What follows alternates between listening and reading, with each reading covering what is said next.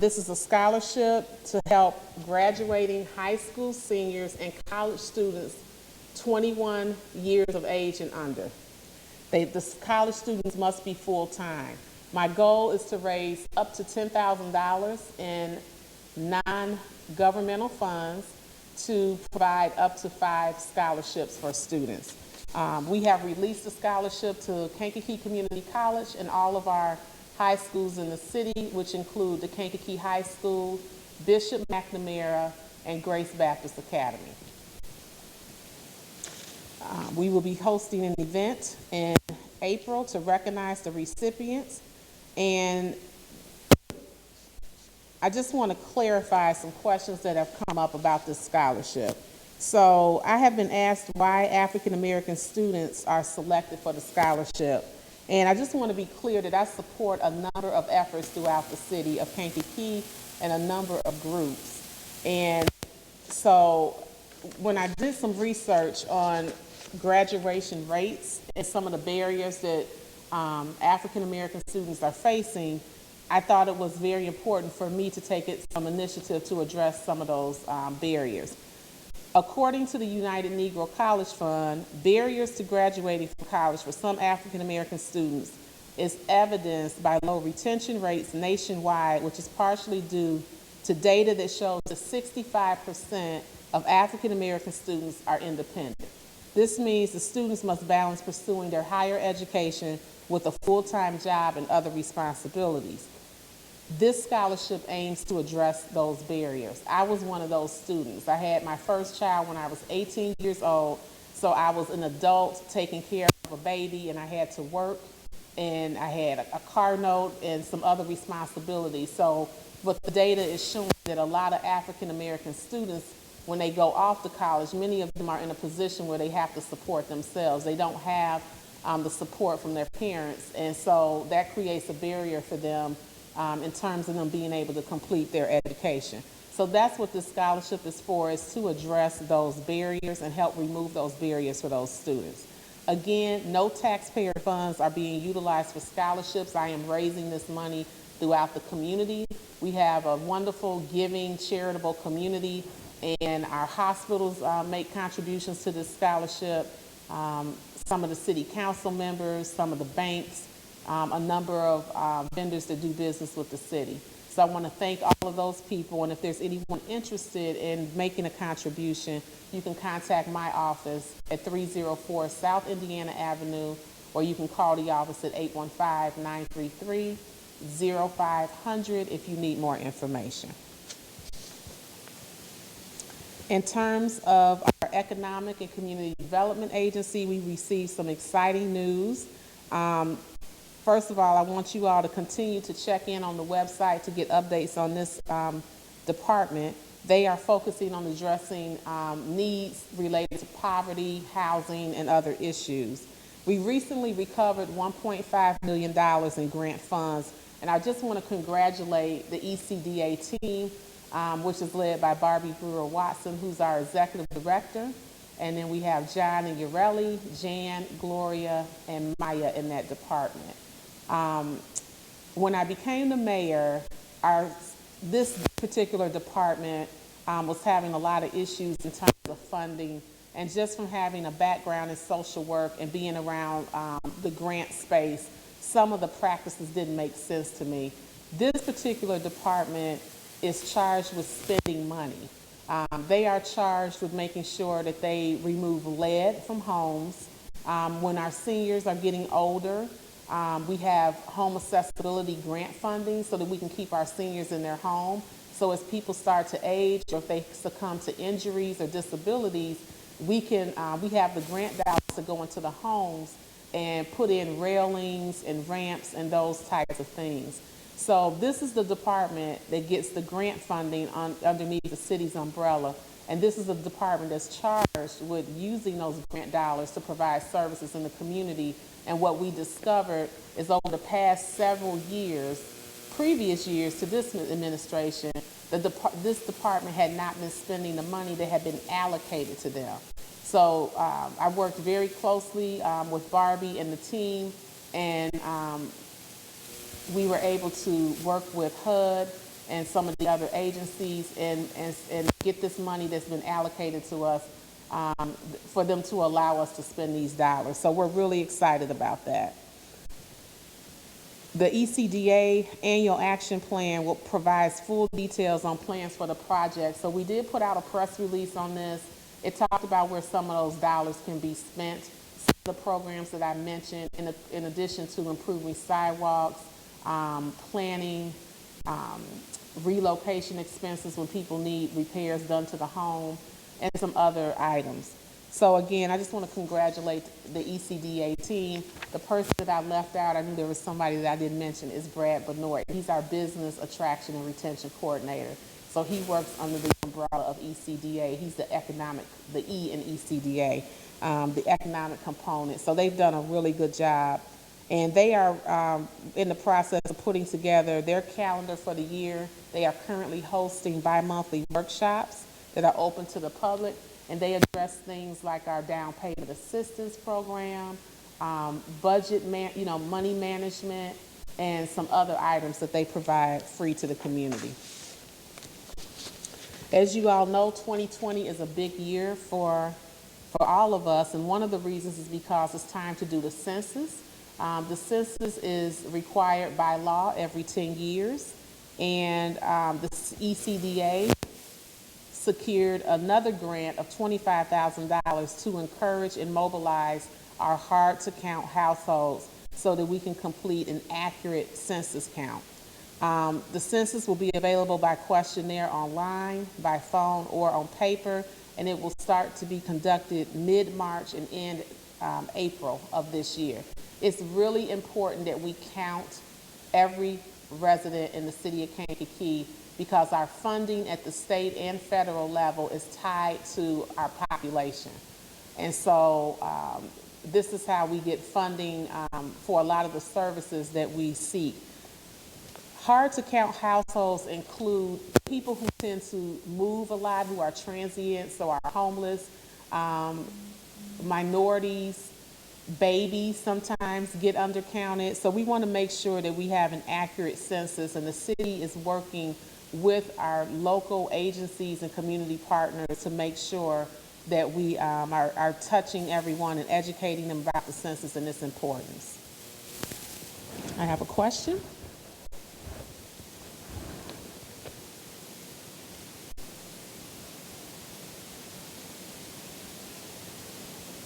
Okay, so it appears that we had some technical difficulties, and I just wanted to go back to what I started this presentation on, which was the video that has been circulating in the community. I did speak with our police chief, Frank Cosman, a few minutes ago, and he advised that the police is in the process of contacting the woman that made this report. They have not connected with her yet, but they are investigating, and we will keep you updated. Again, if there's any concerns about crime, safety, please contact the police. It's really important that you call them and that you speak with them, and so that they can get as much information as quickly as possible. Okay, Schuyler Avenue Streetscape Plan. As you all know, we had a big project last year, our Schuyler Avenue, which is our artery to our downtown area. We have completed the project, and we'll be hosting a lighting ceremony on Tuesday, February 4th. We are going to gather at Merchant Street in Schuyler at 4:30 p.m. We'll have a few remarks to talk about some of the improvements that have been made throughout the downtown, speak a little bit about future plans for our downtown, and then we'll be turning on our lights at 5.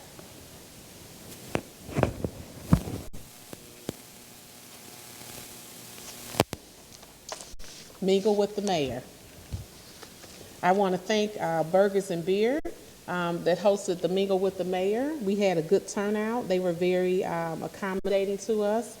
And the next Mingle with the Mayor will be on Saturday, February 1st, which is this Saturday at Paul's Place on Washington Street in Kankakee. Mingle with the Mayor provides an opportunity for residents to have access to me without an appointment. So you can come in between 11:30 a.m. and 1 p.m. And then we have the opportunity to chat about whatever it is you want to speak about. And you can share any concerns or share any comments you have about things going on in the city or things you would like to see in the community. So again, that's at Paul's Place in Kankakee on Washington Avenue, 11:30 to 1 p.m. Saturday, February 1st. Just want to encourage everyone for all city updates to be sure to check out our website. Make sure also that you follow us on social media. A lot of times I will encourage people to like our page on Facebook, but we want to make sure that you're following because we want to make sure that you're getting the updates. We do update our Facebook, LinkedIn, Twitter, and Instagram daily. And there's a lot going on in the city, so that's a good way to keep a pulse on what's happening in our community.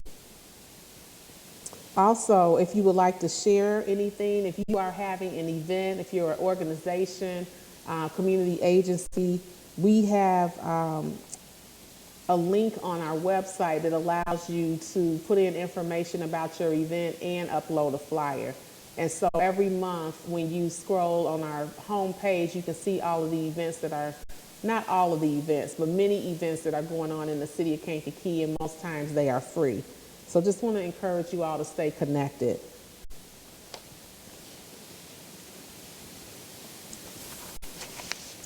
So at this time, we have a special guest.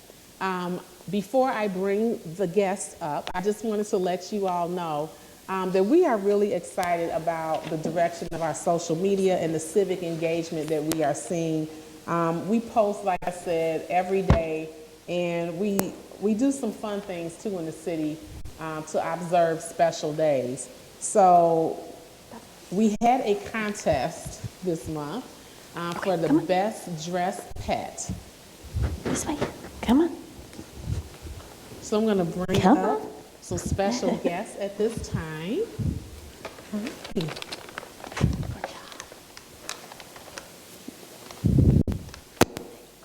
Best dressed pet to be adopted. So, I'm a dog lover. I think you all know that I name all of my pets after jazz musicians. So I've had Miles Davis, our chocolate lab. We had Louis Armstrong, a black lab. We had a cat named Ella Fitzgerald. And so our pets are part of our family. So we're talking about pets right now. National Dress Up Your Pet Day was January 14th. And that's why we hosted a Best Dressed Pet contest this month. And thanks to all of you who participated on social media by voting, we have a winner. So many of you voted on our page for 6 contestants, and Missy, who joins us tonight, won first place, but she needs a home. So I want to thank Jordan Chapman, who's here with us tonight. She is a shelter director for the Kankakee County Humane Foundation, and she submitted Missy in our contest, and she's accompanying Missy today. So we'll go ahead and get started. So I want to thank you for joining us, Jordan. Thank you. And can you tell us a little bit about the Kankakee County Humane Foundation? Yeah, so we are an adoption center. We have cats and dogs. We're out on Route 1, so our physical address is 2214 State Route 1 in St. Anne. We're super busy all the time. We're open Tuesday through Saturday, 12 to 4. Anybody can come in at any time and look around when we're open. And the primary goal is to get all of the animals we have out. To get them adopted? Yes, correct. Okay. So why was Missy chosen to be submitted in our pet contest? So we have a handful of dogs that we took pictures of the first time it snowed with sweaters on. I was off that day, and my assistant Mariah took a ton of pictures and just started barraging me with them. And so the only picture that we ever have taken of Missy, out of the dozens that we both have, she never had her ears up. Mm-hmm. And so the one that she got, and I saw the post, and the one picture with her ears up, I was like, oh my gosh, that's it. So that's why we submitted her. So that was your best view, huh, Missy? Okay, so tell us a little bit more about Missy. How long has she been in the shelter? We got her in June of last year, so going on 7 months now. Okay, and what is her breed? She's a pit bull mix. A pit bull mix? Yep. Okay. Is she good with children? I know a lot of parents would be concerned She hearing loves that she's kids. a pit bull Yeah. mix. No, so her favorite people are little ones. she likes the little Yeah. ones. Okay. Does she get along well with others? Not other four-legged friends. She's Not had so a much. pretty rough go about things in the circumstances that we got her, so she's just not the biggest fan of four-legged friends. So if a family already has a pet, Missy She may not probably be a would good not fit. be the best She fit. wouldn't be the best Yeah. fit. We do Okay. have other friends, but wouldn't be her. Okay, got it. So what advice would you give a new owner who recently adopted a pet? Take your time as far as if you have a dog, really go slow with introducing the next dog or cat into the house, and really give them time to kind of settle in, because most people think, okay, it's a shelter dog, they're coming home, they automatically know, hey, this is the best life ever, and that's not always the case. Usually dogs are like, whoa, wait a minute, I'm not in a kennel, like I get a whole house, like I have a full backyard that I get to just open the door and run, and it's a stressful kind of transition. Even though it's a good one, it still can be super stressful. Because it's just like, unfamiliar. yeah, I mean, if we fly to go on vacation somewhere and we get there and we're like, oh my gosh, like that's kind of how it is for a dog. And then after, a day or two or three, then they settle in and they're totally fine. So our biggest thing is to just always go into it knowing that it's going to take a little more patience than is expected. Okay. Are you seeing an increasing number of pets who need to be adopted? Always, yeah, unfortunately. What do you think is contributing to that?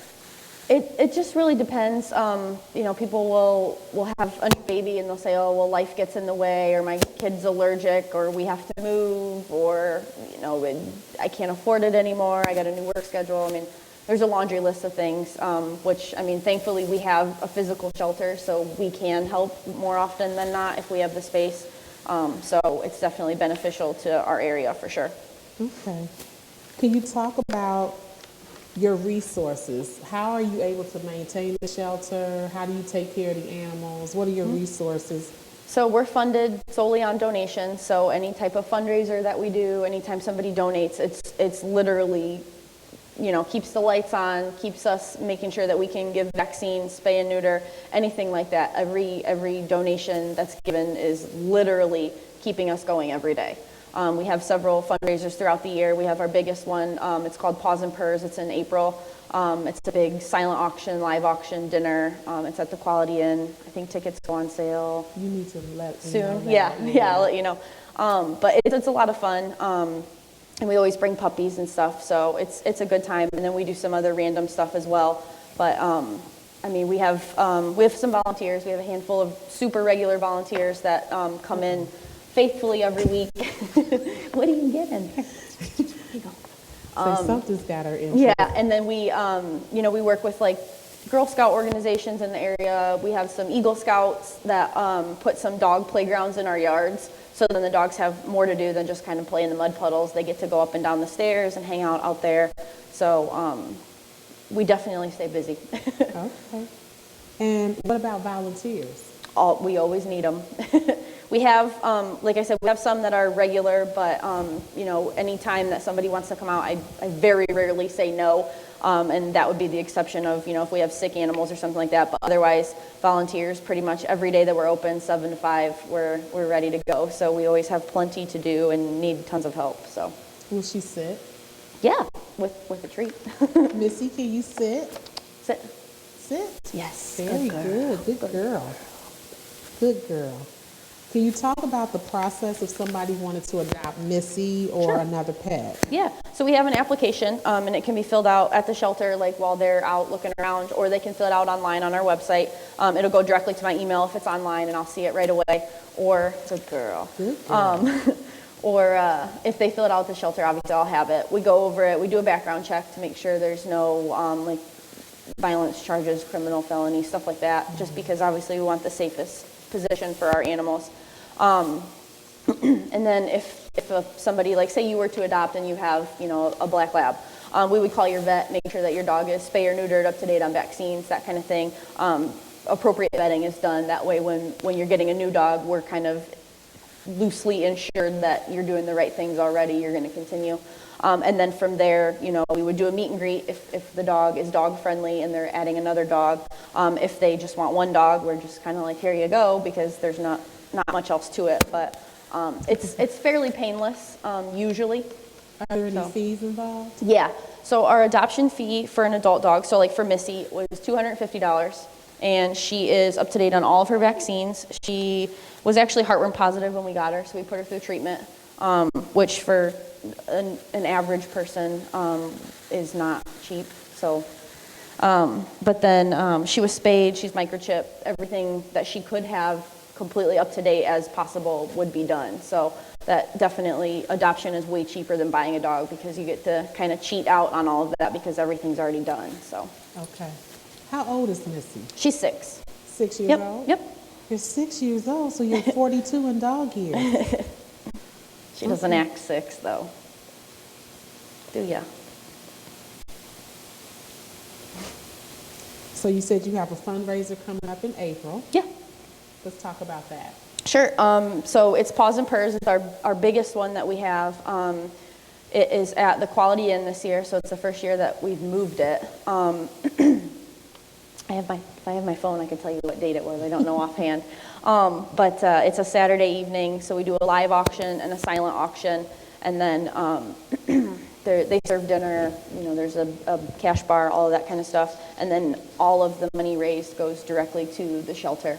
What does it take to run the shelter for a year? Dollar-wise? Oh boy. I honestly am not sure of that. It's okay. I should know, but I don't. It's okay. Over 100,000. I know that because I get paid, my staff gets paid, but then all the vetting, obviously, that's a big expense, is taking care of anything that pops up. We had one dog about a month and a half ago that had to have, she had an ACL tear, and so we had to fix her knee, and it was a whole orthopedic surgery, and it was pretty steep, but we had some people kick in and donate for it, so that really helped as well. With some of the bigger medical cases, I'll post like a Facebook fundraiser, and usually I can get people to donate, so it definitely helps when we do it that way too, because it offsets an unexpected bill that we didn't kind of see coming. Right. Mm-hmm. So just to make sure we're inclusive, we're going to talk about cats now. Sure. Okay. So let's talk about cats. Yeah, we have a ton of cats. The adoption fee for a cat is $50, and they are up to date on their vaccines. They're FIV tested, which is always negative. If we do get one that's positive, we work with other sanctuaries and shelters that will take them in because it's contagious to other cats. And what is that?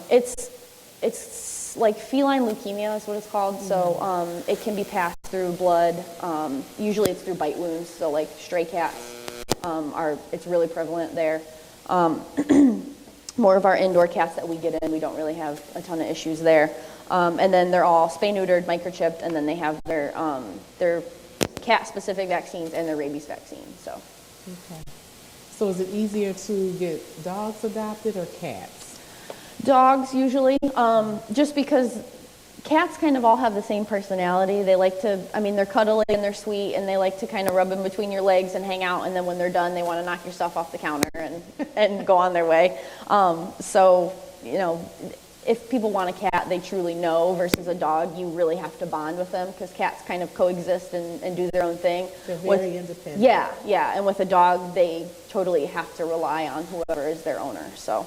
Okay. Can you tell us a little bit about what led you to this work, why you're so passionate about it? What's your story? Yeah, so I started as a kennel assistant part-time in 2015. I was coaching softball, I was working as a teacher's aide, and I just wanted some extra money, and I like dogs. And so I left for a short time, worked at a different school, and then the shelter was hiring again, and I just kind of jumped back in. There was some kind of changes going on, and so then I went from weekends to then doing the schedule and working on the afternoons that once I got done with school. Come here. Come over here.